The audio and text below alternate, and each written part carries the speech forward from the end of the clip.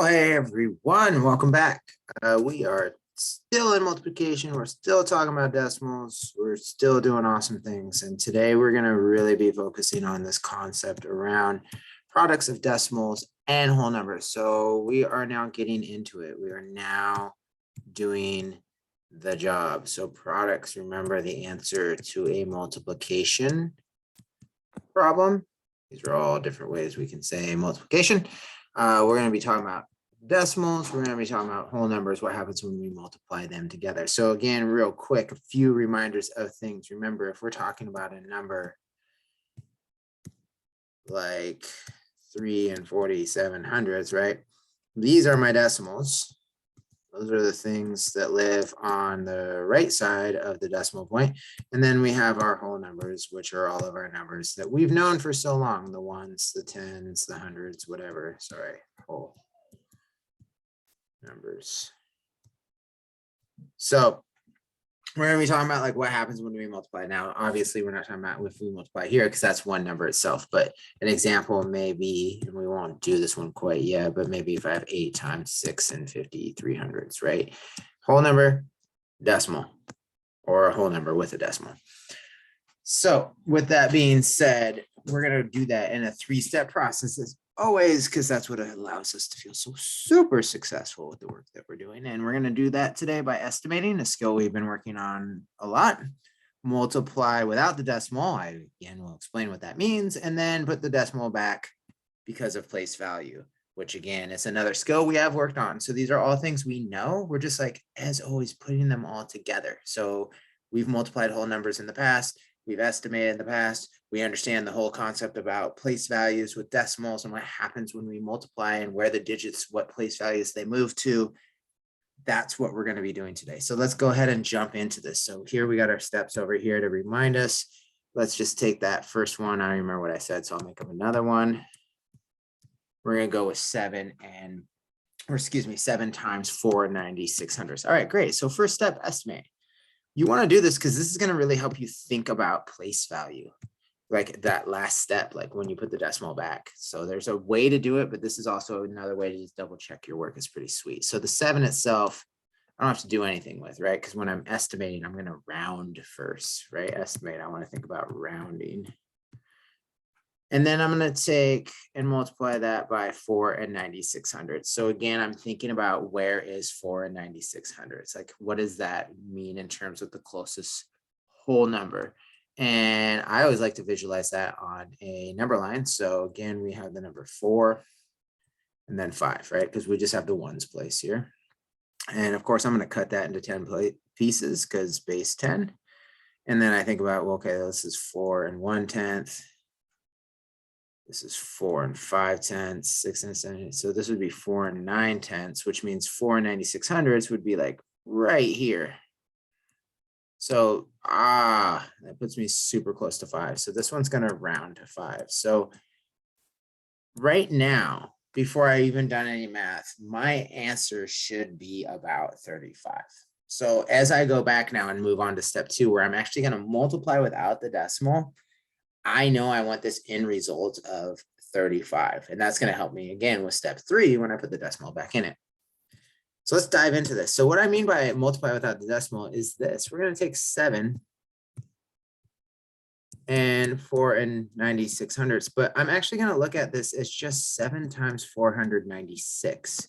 I'm not going to worry about that decimal. I'm just going to worry about how I know how to multiply these numbers and then worry about the place value later. Right? We've understood that like 7 times 4 would be 28. 7 times 40 is 280. 7 times 400 is 400? Oh, 2,800. Sorry. It's like, wow, what? So again, when we multiply numbers together, the digits are the same. Their locations aren't when we get to different place values. So that's why we can just take this and multiply these numbers and then worry about place value later. So I'm going to start with thinking about a area model. That's the one I really like. So I'm going to go ahead and expand these out. And I'm going to make my rows and my columns. So I have one row of 7. And then I have 3 columns. One column is called 400, one column is called 90, and the other column is called 6. So I'm going to multiply.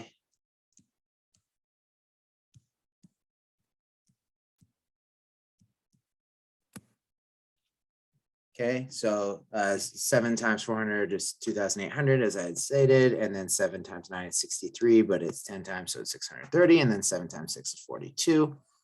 I'm going to add these all together. So this is the whole number multiplication that we have practiced before. And as I get there, I see I have this number here. Now, notice that was multiplying without the decimal. I didn't let the decimal get in my way. I didn't really think about it. But as we come back, step 3, I got to put the decimal back, thinking about place value. Well, here's one thing that's cool. My estimation says my answer should be about 35. So if I think about where would the decimal go to make that 35, well, if I put it right there, that makes it 34 and 7200ths, which is super close to 35. So that's where my decimal is going to go. But there is another way I can do this. So that makes sense. Like we can see that. So I'm going to take that away. I'm going to show you the other way we can do this is I want to think about what I know about place value. In this number where I first had a decimal, right? I had 2 decimal place values, which technically means I need 2 decimal place values in my answer. So if there's 2, I'm going to come over here and I'm going to come in 1, 2, and the decimal goes right here. And what do you know? It's the exact same place. Okay. So don't worry. First one, always the first one. It's like, wait, what are we talking about? What's going on? Don't worry. Let's move on and try this some more. So let's move on to our next one and try this out. Again, there's our steps. Let's take 4 6/10 and multiply it by the 9. Okay. Okay. Step 1, let's estimate.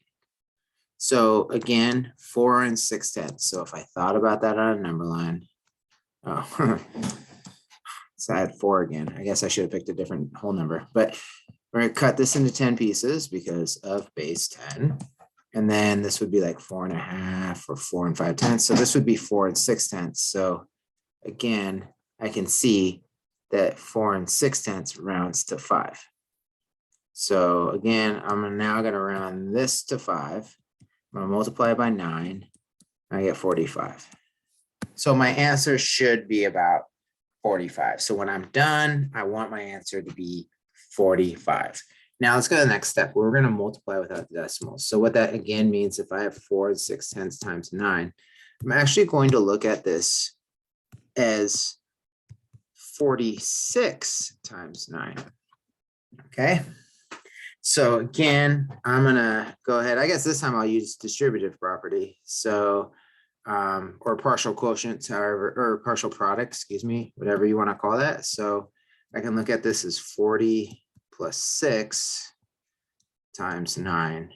So I'm going to take my 9 times 6 and then my 9 times 40. And I'll add those together. So 9 times 6 is 54. 9 times 40 is 360. So 11. Okay, so when I multiply 46 times 9, right? 46 times 9, I get 414. So if we put these digits up here, so again, let's do that work. First, let's think about estimation.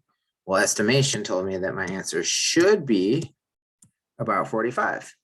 So it would make sense for my decimal to go right here because that would be 41 and 4/10. So those whole numbers, 41 and 45, are close. The other technique I can use to make sense of this, and I'm going to get the same answer as I do that, is I originally removed a decimal, right? I ignored it here. So I realized I have 1 decimal place value.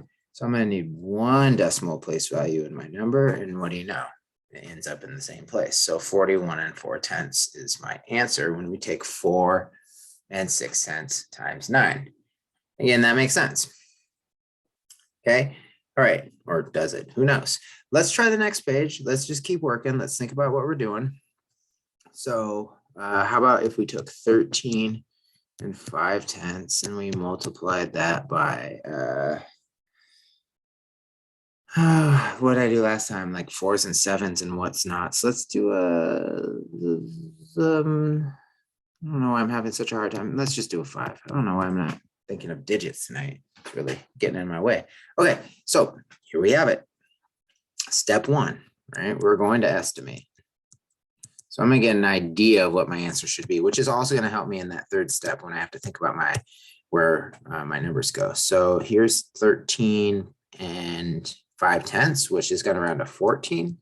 Again, use the number line if that's still not making sense of how we're doing that, right? And then I'm going to not have to round the 5. So that puts me at 14 times 5. So again, 10 times 5 is 50. 4 times 5 is 20. So that gets me about 70.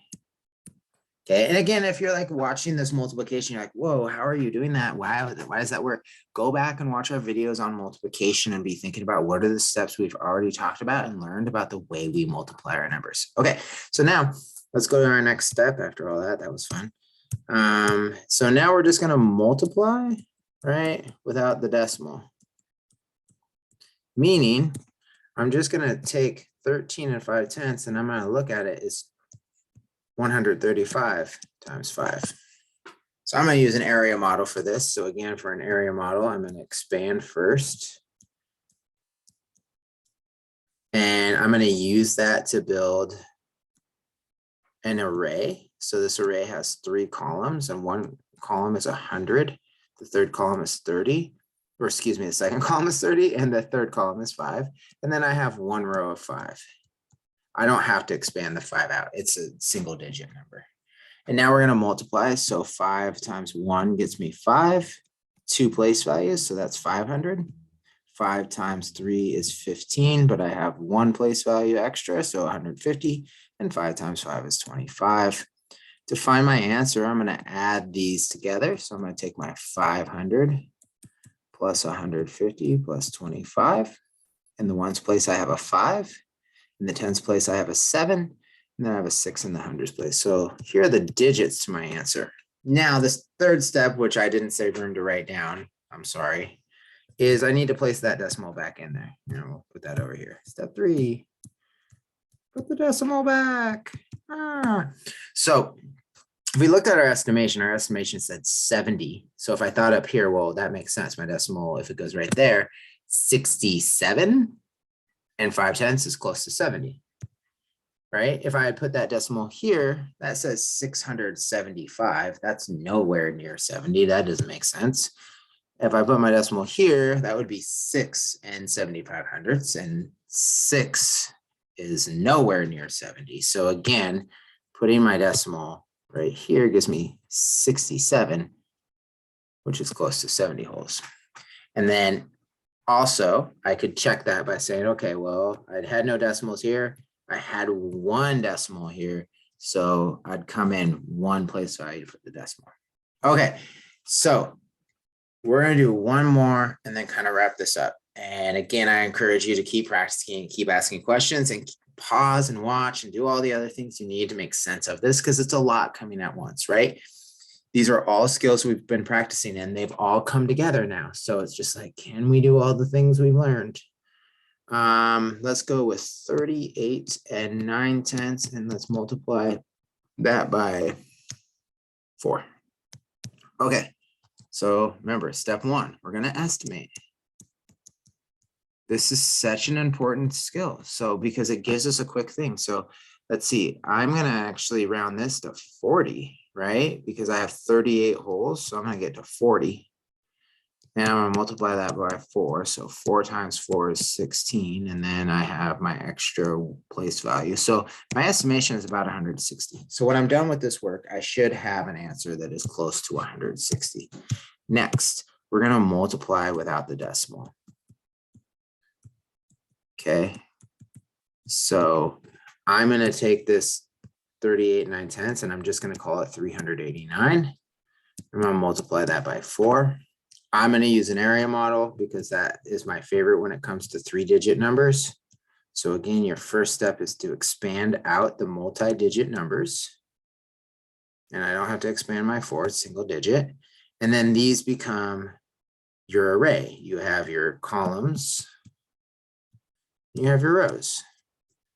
So as I build my array, I have 3 columns, and the one column is called 300, this one. I have a column of 80, the tens place, and I have a column of 9, the ones place.